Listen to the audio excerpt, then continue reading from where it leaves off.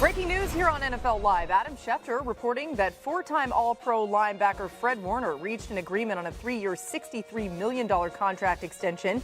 It includes over $56 million guaranteed, makes him the highest-paid linebacker in the NFL. And this is really interesting, as Adam's pointing out. You see there are extensions from San Francisco in the last month. Brock Purdy, Fred Warner, George Kittle, and look at this. Purdy, as we know, last pick in the draft. Warner was a third-round pick. Kittle, a fifth-round pick. You see the investment that they've made in these players, the development that you've seen, and maybe just really good identifying of talent in the draft. Look how that's paid off for this team. Of course, we've talked about the 49ers doing some big deals here. Mina, what do you think about Fred Warner and getting this extension done?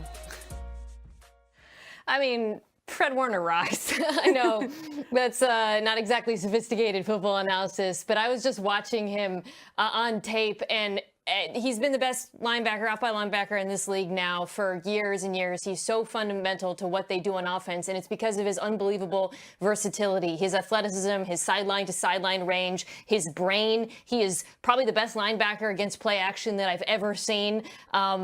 He's a future Hall of Famer. Gets to stay with the team now for more years. This is an obvious no-brainer contract. Yeah, I love it. He's somebody that also is such an incredible presence in the locker room and on the field, as you illustrated there, Mina. All right, let's talk about somebody else who's kind of in the same vein. Live from our Adam Schefter, the Browns have signed quarterback Shedeur to a 4-year, $4.6 million contract. Going to be really interesting to see what his future is in Cleveland and whether or not he makes the team. All right, coming up, Derrick Henry has a new. It's only May, and the Eagles are already making moves, putting the rest of the league on notice. We welcome you to NFL Live. So glad that you're with us. Mina Kimes, Peter Schrager, Tim Hasselbeck here with you for the hour. Guys, there's a lot to get to. Let's start with some news out of Philly. Nick Sirianni, who you saw a lot off the top of the show there, agreeing to a multi-year contract extension with the Eagles. After leading the team to a Super Bowl, Sirianni's proven he's the right man for the job. The Eagles rewarding him with a long-term deal. Certainly, if you know the story, the journey of Sirianni, it's pretty remarkable. He has been very successful with the Eagles. He's 54-23, including the playoffs, and that's the fifth best record by a coach in NFL history, trailing only Guy Chamberlain, Vince Lombardi, John Madden, and Ray Flaherty. All four of those guys in the Hall of Fame, just saying, very good company to be in. Tim, how do you think Sirianni has gotten to this point in his career? Well, I think first and foremost by being himself, because I think a lot of people would look at the way he does things and maybe say, look, that's not, what a head coach should do or not what a head coach should do in Philadelphia. But he's been himself, and then he's putting good people around him. Obviously, Howie Roseman has done an excellent job with the personnel in Philadelphia. There's been coordinator change.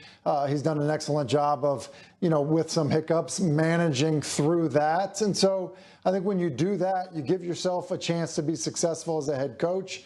He's done that. And you think about what he's accomplished. Just to be very fair to Nick Sirianni, Andy Reid was an amazing coach in Philadelphia. Was never able to win a Super Bowl. Nick Sirianni has been able to do that. And so I think when you put it kind of through that lens, the reward of this contract, and also the expectation that he's got an opportunity to continue there in Philadelphia, where it is not easy to please people, he's done an excellent job.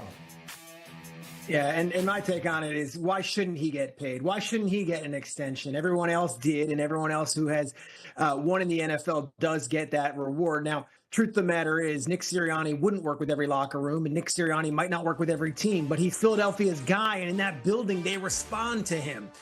The local media had their way with him for the first couple of weeks of last season. There was talk after a win in Cleveland in the local Philadelphia airwaves that Sirianni should be removed, should be fired. They respond with that incredible rip on their schedule of just winning all those games in the regular season and then just trashing everyone in the playoffs. Bottom line is this: Sirianni coaches the Philadelphia Eagles as well as anyone could possibly coach the Philadelphia Eagles. If you were to drop him in the LA Rams locker room, would it be the same? I don't know. Kansas City? I don't know. Minnesota? Who knows? It doesn't matter. They found their guy. He works with them. Why should anyone else have a problem with him getting paid and extended? I'm happy for him. I think you can also point to specific things that he does with this roster that he deserves credit for. I think sometimes we look at the Philadelphia Eagles and we say, well, this is Howie Roseman's success story. He built an all-star team, essentially, and that's true. But those players come with their own set of challenges. There's been conflicts on the sidelines. We've seen them happen. He is a player's coach, and those players in particular respond to him. He's also managed through adversity. Tim alluded to this. The Philadelphia Eagles, this time last year, we were all talking, everybody was talking about whether or not Nick Sirianni would keep his job. The fact that he rode through that, oversaw the changes at coordinator, came out on the other side and won a Super Bowl, it is absolutely a testament to what he's done there. And then finally, I'll say one more thing, just in terms of his contributions, the aggression he's shown as a game manager. Yes, it is easier to go for it on fourth down aggressively when you have the tush push, which is going to be a hot topic this week.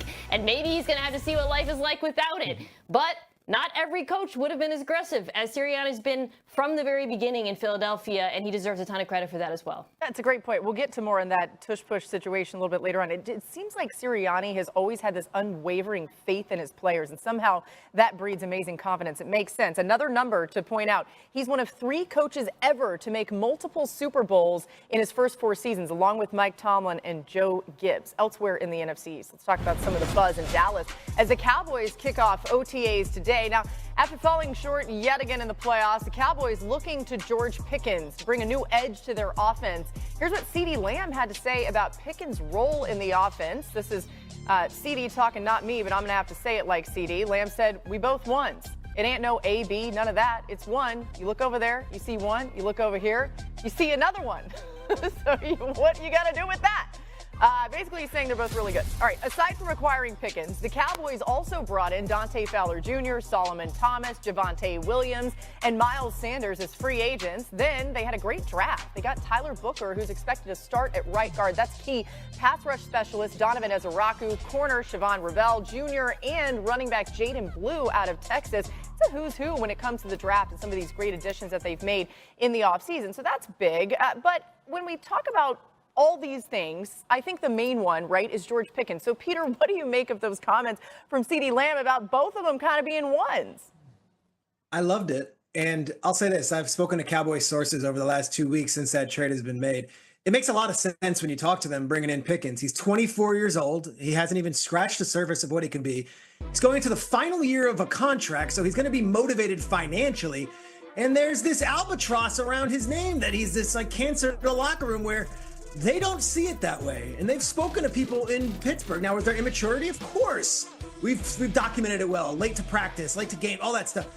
But with a motivation of, hey, you're going to come to the Dallas Cowboys and you're going to make career life-changing money if you have one good season, that this makes sense. And from them, they went through the draft inside and out. And there was probably one player that they viewed in the same breath as George Pickens at that position. And Teteroa McMillan went to the Panthers 8th overall, so they pivoted, took an offensive lineman. But this was better than any draft pick that was possible at the wide receiver spot. As for CeeDee Lamb, I love this. This is CeeDee Lamb saying, I have no problem sharing the spotlight. I have no problem seeding some of my targets. CeeDee Lamb had 73 more targets than the next leading wide receiver in Dallas last year. He's probably looking at this as relief. And you know wide receivers, they could be prickly, they could want their balls. In this case, CeeDee Lamb showing a lot of leadership saying, no. It's the two of us. It's not just me and then him. I love this on all fronts, and I'm a Cowboys fan, whether it was said in May, June, July at a Kyler Murray softball tournament or what. I like having this out there and CD saying, you know what? We're going to do this together. Yeah, CeeDee Lamb also was dealing with injury last year. He was banged up. He kept feeling like he had to go out there because there was literally no one else. Mina, how much of a matchup nightmare do you think this wide receiver duo can be with George Pickens and CeeDee Lamb for opposing defenses? It completely changes the way defenses play the Dallas Cowboys, which